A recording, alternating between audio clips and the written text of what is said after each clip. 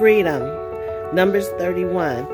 So right now, Moses is getting instructions from God to go to war, to take vengeance. And vengeance is mine, says the Lord. So it's okay when God is telling you to do something that he ordains himself of being the one who does it. Because he's telling you, he's giving you the permission to do it.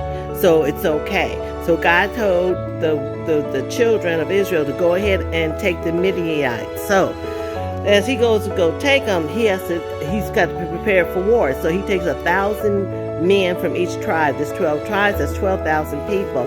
So they kill everybody. They kill everybody except for the women and the children.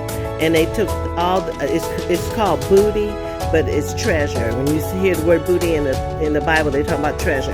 And they take the treasure and they burn up everything. So what happens is they ended up killing Balaam. And if you know some of the further previous chapters, Balaam was a priest, and he knew that God was God. But you know what? He never switched sides. So you can know God is God all you want, but you need to switch sides. 5 kings died and Balaam died. You need to switch sides. You can't just say, I know God, I believe in God and everything, but you need to switch sides from the enemy so God can save you. So Balaam couldn't be saved because he was on the wrong side of the war.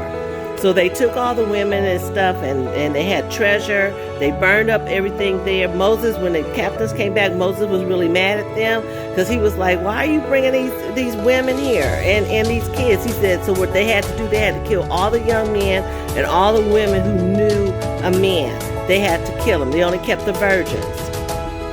So what happened is that this all happened outside of the camp. They couldn't come in the camp because they had been killing people and touching blood, and there's rules for killing and stuff. You have to purify yourself and do all this sacrifices and stuff to get yourself pure again. So they was outside the camp. So you need to know, God separates himself from things that's not of him. You can't come into the camp. So what did they do?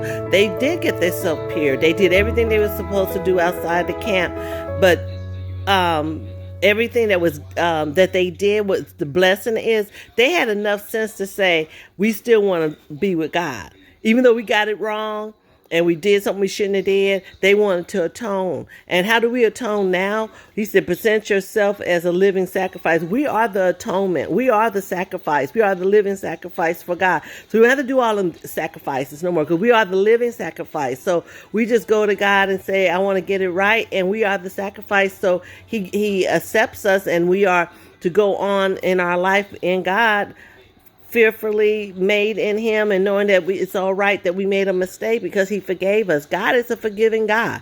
If we don't forgive ourselves for stuff, or we want to not forgive ourselves so we can continue to do stuff that we shouldn't do, but God's a forgiving God. And all the stuff that I said, the booty and the treasure, all the stuff that they got, they split it up with everybody. Everybody got a piece of it, okay? They went to the whether they went to battle or not, they got some. The Levites got some. The priests, everybody got some. Because God is a God of fairness and balance. We don't live like that on this earth. We don't live fairness and balance. We live whoever can get it. And if you ain't got it, then you just out of luck. But God said it doesn't matter who went to battle, who didn't go to battle. This is when it's all said and done, we all win. Again, God is a forgiving God. And he's a God of balance. Well, that's my time. Stay free.